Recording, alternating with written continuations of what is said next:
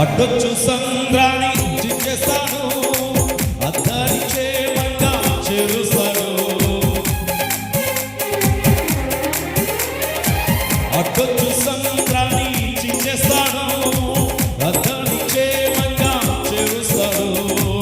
శత్రువులికను అనవరంతగా యేసయ్య మనకు జయమిస్తాడు. శత్రువులికను అనవరంతగా యేసయ్య మనకు జయమిస్తాడు.